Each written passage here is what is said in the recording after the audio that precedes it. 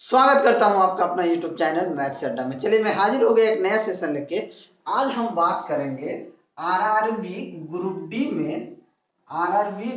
D में number system से पूछे गए प्रश्नों को हम करने वाले हैं। नंबर सिस्टम में प्रीवियस ईयर का क्वेश्चन जो आया हुआ है यानी कि 2018 में कुछ क्वेश्चन आए हैं, इसके पहले भी कुछ क्वेश्चन आए होंगे, वही हम करने वाले हैं। ठीक है, तो चलिए अगर आप हमारे चैनल पे नए हैं तो चैनल को सब्सक्राइब कर लें और वीडियो को अंत तक देखें ताकि आपको उसका फायदा मिल सके। अगर ये वीडियो अच्छा लगेगा तो आप वीडियो को लाइक जरूर कीजिएगा। ठीक है, आज का पहला क्वेश्चन देखते हैं जो नंबर सिस्टम से आया हुआ है। ये ग्रुप डी में आया हुआ क्वेश्चन है 2018 में। क्वेश्चन कह रहा है कि दो संख्याओं का योग 9 है और उनके व्युत्क्रमों का योग 1/2 है, तो उनमें से एक संख्या क्या होगी। दो संख्याओं का योग दिया है यानी कि x प्लस वाई का मान 9 दिया हुआ है और कह रहा है इनके व्युत्क्रमों का योग 1/2 है। व्युत्क्रमों का मतलब 1/x प्लस 1/y का मान क्या दिया हुआ है, 1/2 दिया हुआ है। तो हमसे पूछा है उनमें से एक संख्या क्या होगी, यानी कि इसमें से एक संख्या क्या होगी। देखिए x/y प्लस एक, अगर इसको हम लेंगे एलसीएम तो ये क्या हो जाएगा, x प्लस वाई हो जाएगा। तो ये क्या हो जाएगा, x ये हो जाएगा ऊपर में y प्लस एक्स बराबर 1/2।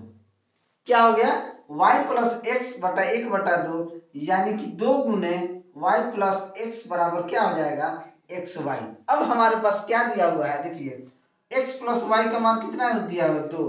तो यहाँ 2 रख देंगे तो 2 गुना 9 यानी कि xy का मान हमारे पास 18 आ गया। ठीक है, जब xy का मान हमारे पास 18 आ गया तो हम कहां से चलेंगे, ऑप्शन से चलेंगे।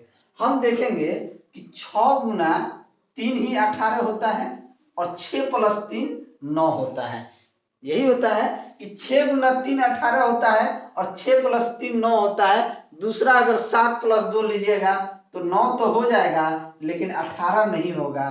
दूसरा संख्या लीजिएगा 9 प्लस 2 तो ये गुना में तो 18 हो जाएगा लेकिन प्लस में 9 नहीं होगा। तो हमारा आंसर क्या हो जाएगा, तो हम ऑप्शन से देखेंगे तो हमारा आंसर हो जाएगा ऑप्शन बी यानी कि 6 ऑप्शन हमारा सही आंसर हो जाएगा। नेक्स्ट क्वेश्चन देखते हैं, क्वेश्चन नंबर 2।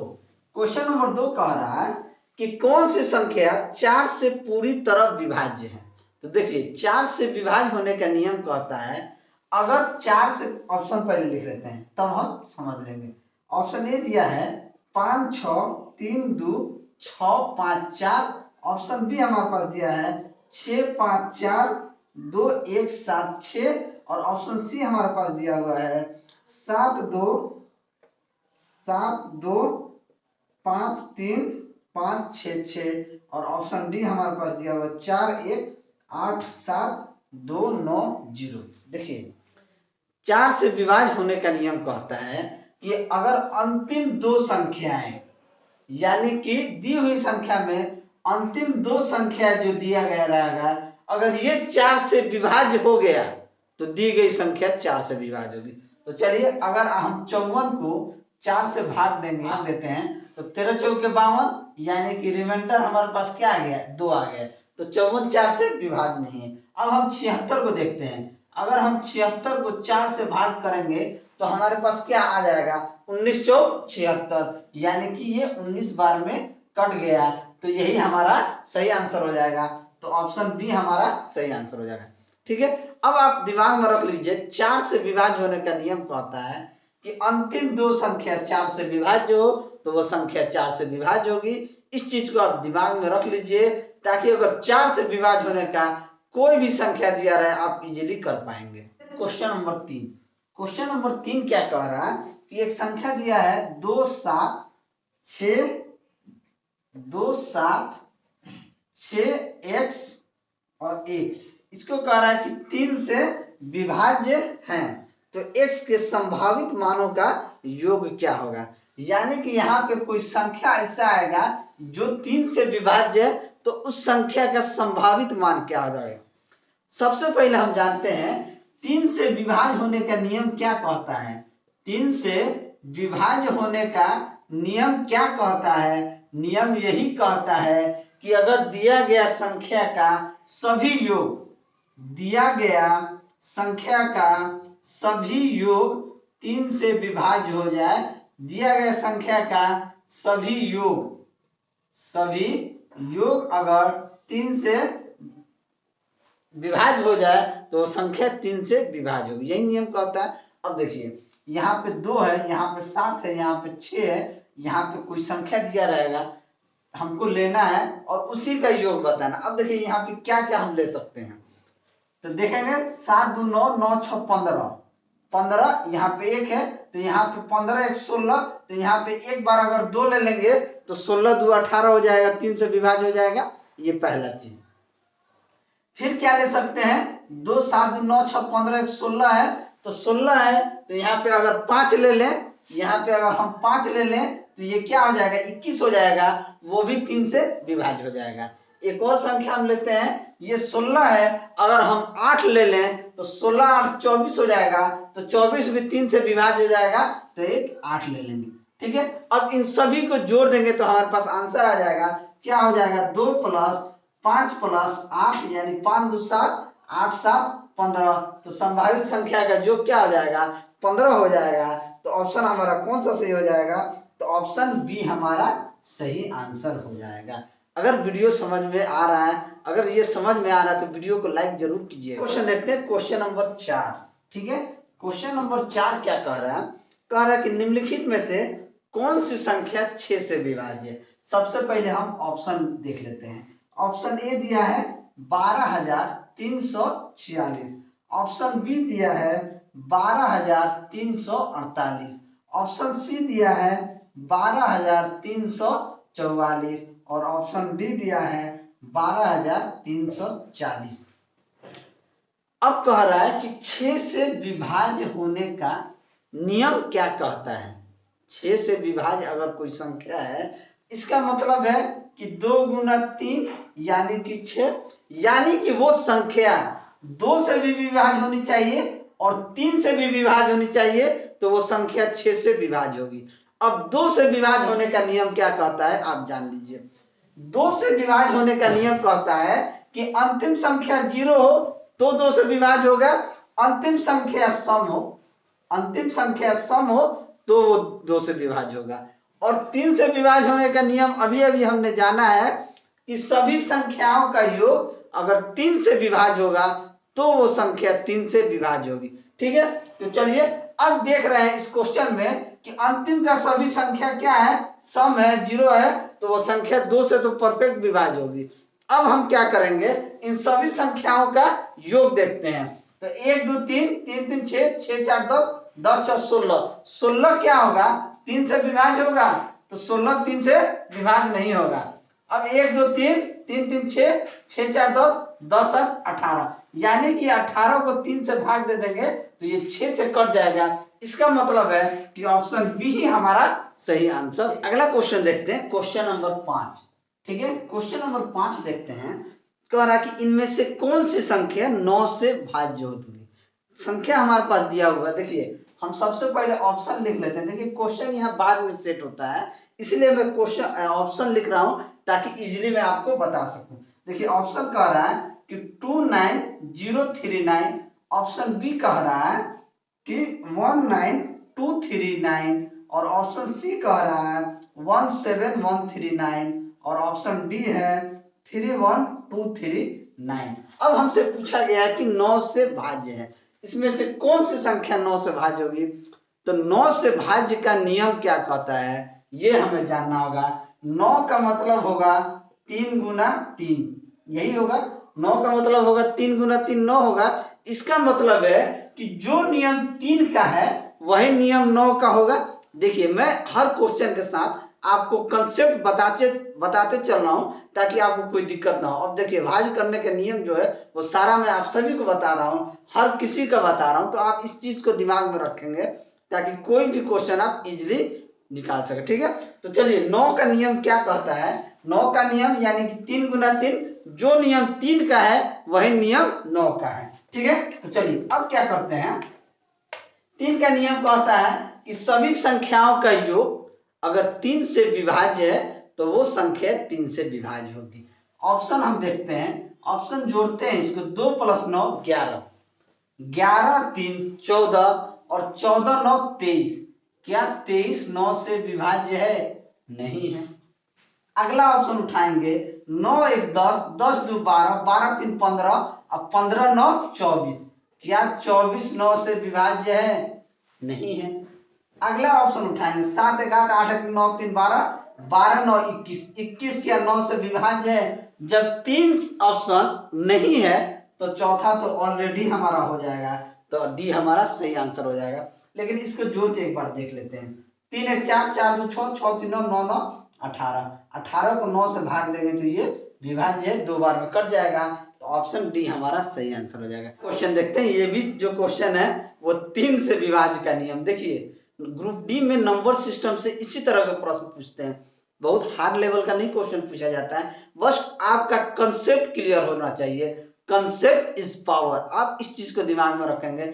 मैं आपका कंसेप्ट क्लियर करूंगा, आप हमारे चैनल पे बने रहिए, ठीक है। आपको मैं पूरा प्रीवियस और क्वेश्चन कराऊंगा और बेसिक से कराने वाला हूं। मैं ये वीडियो अपलोड कर रहा हूं डेमो के लिए, कि अगर आपको वीडियो मेरा पसंद आएगा तो आगे भी मैं वीडियो लेके आऊंगा। तो चलिए अगला क्वेश्चन देखते हैं, क्वेश्चन नंबर 6, ठीक है। क्वेश्चन नंबर 6 देखते हैं कि नीचे दी गई संख्या में से कौन सी संख्या 3 से विभाज्य होगी। तो ऑप्शन आप लिखेंगे कि ऑप्शन ए 1711, ऑप्शन बी मैंने लिखा 1311, ऑप्शन सी मैंने लिखा 1411 और ऑप्शन डी मैंने लिखा 1111। अब हम क्या करेंगे, 3 से विभाज्य होने का नियम हम जानते हैं कि सभी संख्याओं का योग अगर 3 से विभाज्य है तो वो संख्या 3 से विभाज्य होगी। तो चलिए 7 1 8, 8 1 9 1 10, 10/3 नहीं। आगे देखेंगे 3 1 4, 1 5 1 6, 6/3 यानी कि 2, यही तो हो जाएगा, तो ऑप्शन बी हमारा सही आंसर हो जाएगा, ठीक है। आगे देखिए 4 1 5, 5 1 6 1 7, 7/3 नहीं। आगे 4/3 नहीं, तो ऑप्शन बी हमारा सही आंसर हो जाएगा। अगला क्वेश्चन देखते हैं, क्वेश्चन नंबर 7। क्वेश्चन नंबर 7 देखिए, ये एनटीपीसी में पूछा गया प्रश्न है कि सबसे बड़ी तथा सबसे छोटी 2 अंकों की अभाज्य संख्याओं का अंतर का गणना करें। यानी सबसे बड़ी तथा सबसे छोटी 2 अंकों की, ठीक है, यानी कि 2 अंकों की अभाज्य संख्या का अंतर क्या होगा। देखिए अभाज्य संख्या क्या होता है, अभाज्य संख्या क्या होता है, जो या तो 1 से कटे या खुद के नंबर से कटे, वही अभाज्य संख्या होता है, ठीक है, यानी कि प्राइम फैक्टर, प्राइम नंबर, ठीक है। अब देखिए 1 से 100 के बीच में कितना प्राइम नंबर होता है, ये मैं आपको बता दूं कि 1 से 100 के बीच में, ये क्वेश्चन डायरेक्ट पूछा जाता है, 1 से 100 के बीच में टोटल 25 प्राइम नंबर होते हैं, ठीक है। अगर 1 से 50 के बीच में पूछे तो ये 15 प्राइम नंबर होते हैं, और 51 से 100 के बीच में 10 प्राइम नंबर होते हैं। ये चीजें डायरेक्ट क्वेश्चन पूछे जाते हैं और आपसे पूछा जा सकता है, ठीक है, तो इस चीज को आप ध्यान में रखेंगे। अब हम क्वेश्चन में आते हैं। क्वेश्चन कह रहा है कि 2 अंकों के सबसे बड़ी, तो सबसे बड़ी अभाज्य संख्या क्या होती है, 2 अंकों की 97 होती है, और 2 अंकों की सबसे छोटी संख्या क्या होती है, तो ये 11 होती है। अब यही दोनों का अंतर पूछा है, तो 7 में से 1 गया 6 और 9 में से 1 गया 8, यानी कि ऑप्शन 86 हमारा सही आंसर हो जाएगा। तो ऑप्शन कौन सा सही हो जाएगा, तो ऑप्शन डी हमारा सही आंसर हो जाएगा। क्वेश्चन देखते हैं, क्वेश्चन नंबर 8।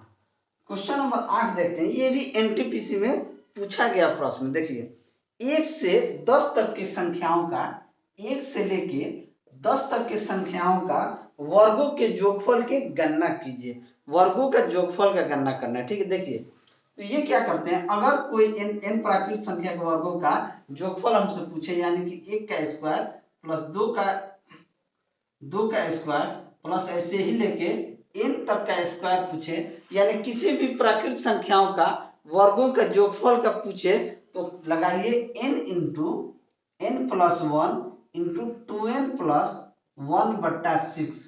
ये फॉर्मूला आप लगा लीजिए। n प्राकृत संख्याओं के वर्गों का जोगफल निकालने का यही तरीका है कि कहीं तक दिया रहे तो n into n plus 1 into 2n plus 1/6।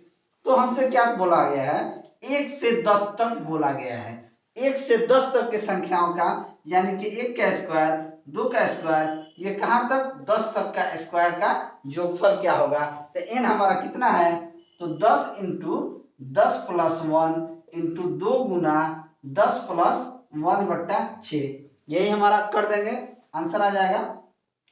क्या आएगा, 10 गुना 11 गुना 10 दूना 20 है 21/6। अब 2 से काट दीजिए, 2 3 6, 2 5 10, 3 7 21, यानी कि 7 5 35 गुना 11, 35 को 11 से भाग दीजिएगा, गुना कीजिएगा तो आपका आएगा 350 और 35, 385 आपका आंसर हो जाएगा।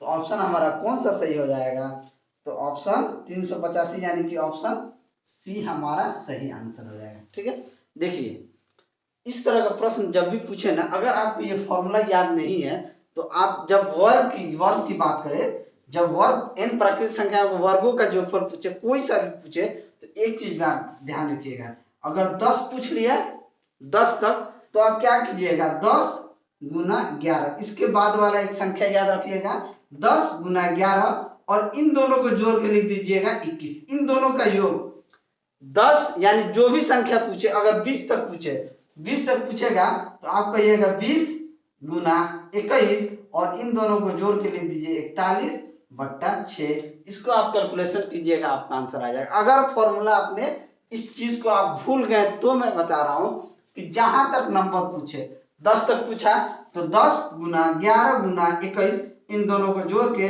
बट्टे 6 कर दीजिए। देखिए अगर हम 20 तक पूछा तो 20 गुना 20 के बाद एक जोड़ दीजिए इसमें तो 21, और फिर इन दोनों को जोड़ दीजिए 41 आ जाएगा। देखिए आया कि नहीं आएगा, 10 20 गुना 40 प्लस से 41 आया। तो इस तरह के प्रश्न आप इस तरह भी कर सकते हैं डायरेक्ट।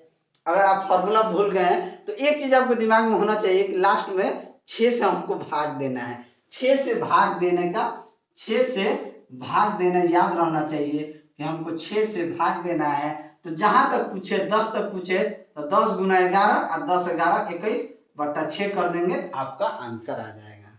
देखते हैं क्वेश्चन नंबर 9। ठीक है, क्वेश्चन नंबर 9 में देखते हैं, कह रहा है कि यदि a का क्यूब प्लस 2 का क्यूब प्लस 3 का cube plus dot dot dot plus 10 का क्यूब का मान दिया है 3025। ठीक है, हमसे पूछ रहा है कि 2 का क्यूब प्लस 4 का क्यूब प्लस 6 का cube plus dot dot dot plus 20 का क्यूब का मान क्या होगा। अब देखिए जब भी इस तरीके से मान दिया रहे और आपको इस तरीके से पूछे तो आपके दिमाग में क्लिक करना है कि या तो कॉमन लेंगे, जब भी इस तरह का पूछे ना तो आप जो संख्या दिया रहेगा उसमें से कॉमन लेने के बाद आपका डायरेक्ट ये वाला संख्या फॉर्मेट में बन के तैयार हो जाएगा।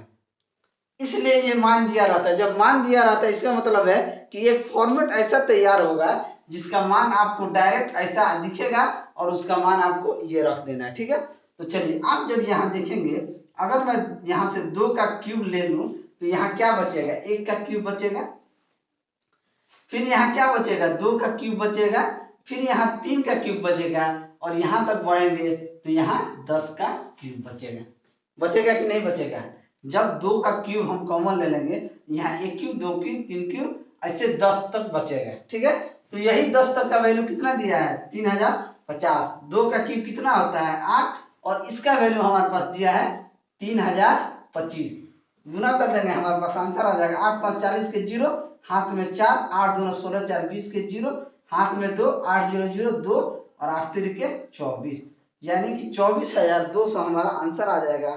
तो ऑप्शन हमारा कौन सा सही हो जाएगा, तो ऑप्शन डी हमारा सही आंसर हो जाएगा। देखते हैं क्वेश्चन नंबर 10। क्वेश्चन नंबर 10 में देखते हैं, हमारे पास दिया गया है कि 12.0543 में 3 का स्थानीय मान क्या है। 3 का स्थानीय मान क्या है, तो आप देखिए 3 का स्थानीय मान क्या है, तो आप देखेंगे 3 का स्थानीय मान है 0.0003 है। 3 का स्थानीय मान यही है 0.003 है। हम देखेंगे कि ऑप्शन में इस तरीके का ऑप्शन नहीं है, इसको बदल देंगे कि भाई 3/1 2 3 और 4 जीरो लगा देंगे, तो 3 का स्थानीय मान क्या हो जाएगा 3/10,000। तो ऑप्शन हमारा कौन सा सही हो जाएगा, तो ऑप्शन डी हमारा सही आंसर हो जाएगा। ठीक है, चलिए अगर मेरा वीडियो आपको अच्छा लगा होगा तो वीडियो को लाइक करें, दोस्तों में शेयर करें। अगर आप हमारे चैनल पे नए हैं तो चैनल को सब्सक्राइब करें। मैं ऐसे ही वीडियो लेके आपके सामने हाजिर होता रहूंगा। चलिए मिलते हैं अगले वीडियो में, तब तक के लिए जय हिंद।